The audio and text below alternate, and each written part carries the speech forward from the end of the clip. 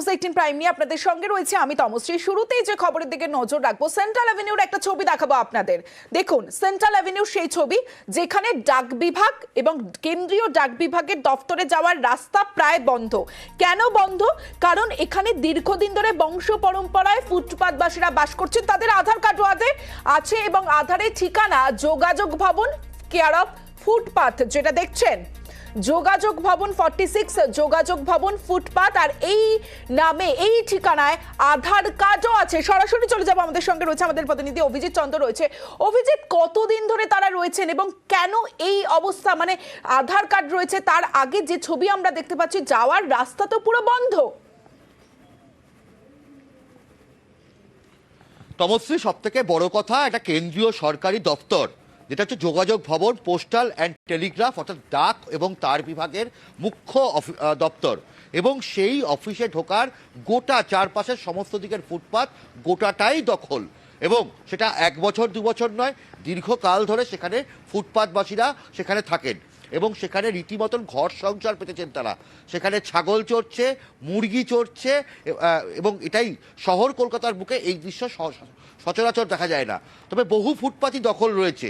তবে এখানে যেটা অবস্থা, এই ফুটপাতবাসীদের ঠিকানা অর্থাৎ আধার কার্ড, ভোটার কার্ড সবেতেই তাদের ঠিকানা রয়েছে যোগাযোগ ভবন 46 নম্বর সেন্ট্রাল এভিনিউ যোগাযোগ ভবন, কেয়ার অফ ফুটপাথ। এটাই হচ্ছে সব থেকে বড়। অভিজিৎ, তুমি সঙ্গে থাকো, আমি আসবো। ফুটপাতবাসীরা তারা দাবি করছেন তারা দীর্ঘদিন ধরে বংশ পরম্পরা এখানে রয়েছেন, ছোট থেকে এখানে রয়েছেন, সরকারি কোনো পরিষেবা মেলেনি, তাই তারা এখানেই রয়ে গেছেন। হ্যাঁ, ছোট দিকে আছি। আপনাদের ভোটার কার্ড, আধার কার্ড সব আছে? সব আছে, আধার কার্ড আছে, ভোটার কার্ড সব আছে। ভোট দেন? ভোট দিই। আপনারা এখানে এরকম কষ্ট করে কেন থাকেন? কি করব, গরিব আছি আমরা, কেউ তো কিছু দেয় না। খুব সমস্যা হয় তো? অনেক সমস্যা, যখন बारिश হয় তো অনেক সমস্যা। क्या करेगा, मतलब घर उर है नहीं तो क्या करेंगे? कोई नहीं दी हम लोग को, सरकार या कोई नहीं दी। ऊपर से फुटपाथ में यहाँ से भगाने मांगते हैं। অভিজিৎ চন্দ্র রয়েছে আমার সঙ্গে, অভিজিতের সঙ্গে কথা বলবো। অভিজিৎ, তারা দাবি করছেন তারা ছোটবেলা থেকে এখানে রয়েছেন, তাদের আধার কার্ড রয়েছেন, তারা ভোটও দেন, কিন্তু সব থেকে বড় বিষয় আধার কার্ড তারা পেলেন কিভাবে? তমশ্রী, এইখানেই প্রশ্ন যে আমার যদি ইচ্ছা হয়, আমি যদি রাইটার্স বিল্ডিং আমার বাড়ির ঠিকানা করি, সেটা কি সম্ভব? বা লালবাজার কলকাতা পুলিশের সদর দপ্তর, সেটা কি আমার বাড়ির ঠিকানা হতে পারে?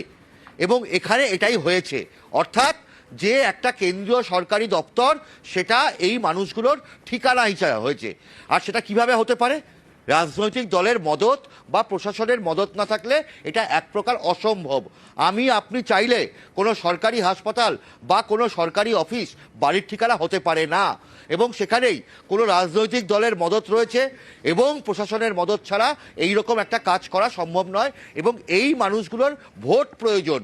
এই ফুটপাতবাসীরা অমূল্য হচ্ছে রাজনৈতিক দলের কাছে, কারণ এদের ভোটটা অত্যন্ত জরুরি। এদের সরকারি পরিষেবা পাক না পাক সেটা নিয়ে ক্ষতি নেই, কিন্তু তাদের ভোট সবার আগে দরকার। সেই কারণে এদের আধার কার্ড হয়েছে, এদের ভোটার কার্ড হয়েছে, অর্থাৎ এদের ভোটাধিকার রয়েছে। এবং এই ফুটপাতবাসীরাও বলছেন যে তারা কোনো রকম সরকারি পরিষেবা পান না। সরকারি পরিষেবা যদি না পান তাহলে এইভাবেই তাদের থাকতে হবে। এবং তাদের সমস্যার কথাও বললেন যে বৃষ্টি হলে তারা সমস্যায় পড়েন, তাদের আধার কার্ড আছে, তারা ভোটটা ইম্পর্টেন্ট, কিন্তু তারা কোথায় থাকবেন সেটার দিকে হুঁশ নেই। তবে এটা জানেন এবং দ্রুত ব্যবস্থা নেওয়া হবে। খবর দেখানোর পর যখন আমরা প্রশ্ন করছি তখন বলছেন মেয়র পরিষদ সদস্য দেবাশিস কুমার। আমরা ইতিমধ্যেই অনেকগুলো জায়গাতে ফুটপাথকে যাতে 1/3 1/3 হকারে বসে এবং বাকিটা পথচারীর জন্য থাকে, সে ব্যবস্থা আমরা ইতিমধ্যেই অনেকগুলো জায়গায় করতে পেরেছি। নিশ্চয়ই যোগাযোগ ভবনও আমাদের তালিকায় আছে। আমরা যত শীঘ্র সম্ভব এর ব্যবস্থা আমরা গ্রহণ করবো। এবং আপনাদের বুঝতে হবে যে কলকাতা কর্পোরেশন যা করুক সেটা টাউন ভেন্ডিং কমিটির সঙ্গে আলোচনা করে সিদ্ধান্ত নিয়েই করতে হবে। আমি যোগাযোগ ভবনের অভিযোগটা আপনারা করেছেন, নিশ্চয়ই টাউন ভেন্ডিং কমিটিতে আলোচনা করে যা ব্যবস্থা নেওয়ার আমরা নিশ্চয়ই নেব। কেন্দ্রীয় ডাক বিভাগের দফতরে যাওয়ার রাস্তা প্রায় বন্ধ, যারা যাতায়াত করেন তারাও সমস্যার মধ্যে পড়েন। খুবই খারাপ লাগে দেখে যে এরকম একটা গভর্নমেন্ট অফিস তার বাইরে এরকম নোংরা করা আছে।